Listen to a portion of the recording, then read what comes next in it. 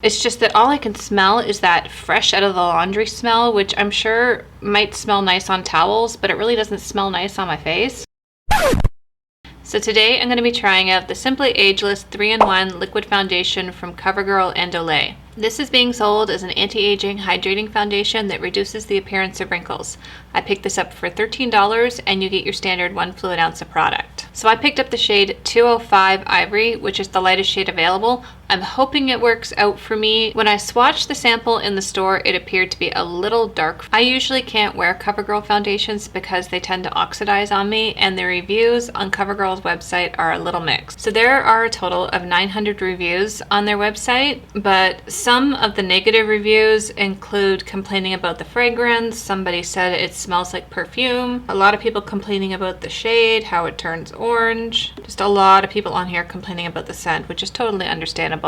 I don't want my foundation smelling like perfume. So this foundation is available in 12 different shades, and on CoverGirl's website, some of the claims read, CoverGirl meets Olay science with a product that instantly reduces wrinkles, evens skin tone, and delivers firming hydration with the Simply Ageless 3-in-1 foundation. Okay, and that's all it really says. It doesn't give any more details than that. So if you're enjoying this video while you're watching it, don't forget to give it a thumbs up. If you want to know more about the CoverGirl Simply Ageless Foundation and how it applies and wears throughout the day, don't go anywhere, just keep watching. So I've already washed, moisturized, and primed my face, and as always, all the products I use will be listed in the description box below. So this, in theory, is supposed to be a hydrating foundation, which is perfect for me because my skin tends to be more dry, especially this time of year. So I had a peek at the ingredients, and what kind of caught me off guard is the first ingredient is not water. So the first ingredient in this is something called cyclopentasiloxane, which is a silicone. There's also dimethicone, methicone, allantoin.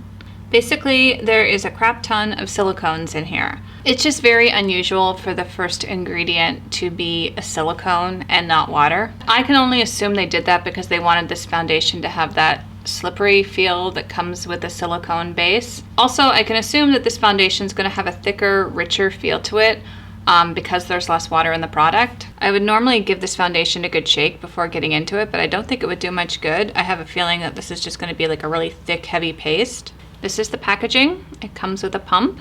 So I'm going to use my Real Technique sponge to apply on this side, and then to apply this on the other side, I'm going to use my Heavenly Skin CC Plus Skin Perfecting Brush number 702 from IT Cosmetics. So we'll start with 2, although that might be a bit much.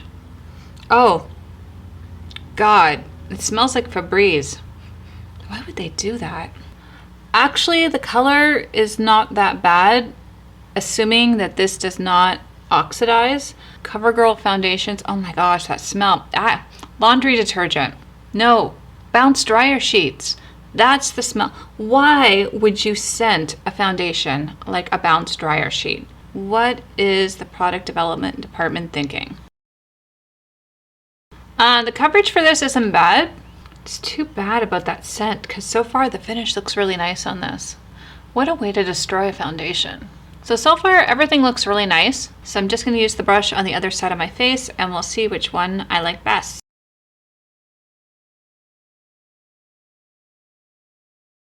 So the finish looks okay on both sides. It's just, I noticed a tad bit of texture up here. So I'm just going to see if I can just smooth that out with the sponge. I was nervous that this wouldn't dry down because it's being sold as a hydrating foundation, but it seems to, I don't know, I was expecting this to have more of a dewy look to it, but it looks really matte on my face.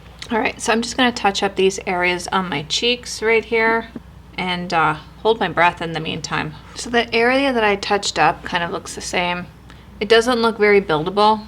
Doesn't really claim to be though. It just says instantly reduces the appearance of wrinkles, instantly improves tone, delivers firming moisture. So the color is surprisingly a good match for me. I was looking at the packaging and it looked very peach. So I was a little nervous when I first applied this. I thought it would be too dark. It might turn orange on my face. It still might. I don't know. It just looks so matte. It's very odd.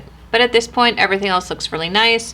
There's no settling and defined lines on my forehead or around my eyes. I don't see any texture or dry patches being accentuated. The color seems to be working out okay for me. Definitely not full coverage, but the coverage is decent. I can still smell that laundry fabric softener Febreze smell, although it's not as bad as it was before. So that's where we are at this point. I'm gonna go put on the rest of my makeup and I'll be right back. So far I really like how everything is looking. It's just that freaking scent is driving me up the wall. Why the heck would CoverGirl do that? I mean, up close, everything looks perfect on my skin. There's absolutely nothing settling into fine lines around my forehead. There's nothing clinging on my chin, any dry patches. It's just that all I can smell is that fresh out of the laundry smell, which I'm sure might smell nice on towels, but it really doesn't smell nice on my face. I was hoping by this point that fragrance would have disappeared, but it doesn't seem to. I can smell it lingering. Other than the Febreze smell, everything looks good. I think it has oxidized a little bit, but as long as it doesn't get any darker, it should be okay.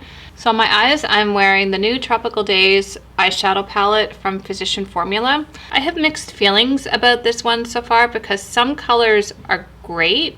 Like this little quad over here, I haven't had any issues with, but this one up here, I don't know if it's supposed to be applied wet or, let me just check. It doesn't say anything about applying it wet. It's just, oh, it says incredibly soft, ultra creamy texture, can be applied wet or dry. Okay.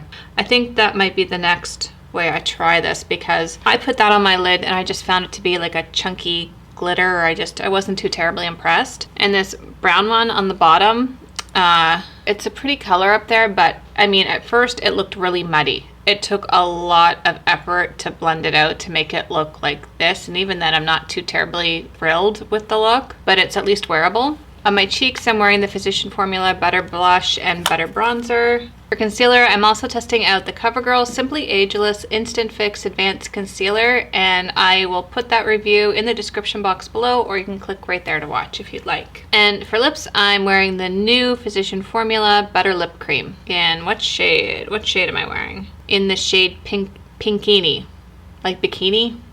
Cute. So the next check-in will be in 5 hours, and then I'll let you know how this has been holding up and wearing throughout the day. So we're calling the time at 3:41. So looking in the viewfinder, I can already tell that this foundation has oxidized. I'm not orange, but yeah, I'm a little orange. This whole area underneath my nose has already worn away, but everything else looks okay. That horrible fabric softener fragrance smell that was lingering all morning has finally gone. I don't know, that was even too potent for my liking. I don't like fragrance in my makeup or my skincare, but this, whew, this could knock the ass off a skunk. So that's it for this check-in. I will see you later tonight. So the time is 9:13. So let's get a look at this.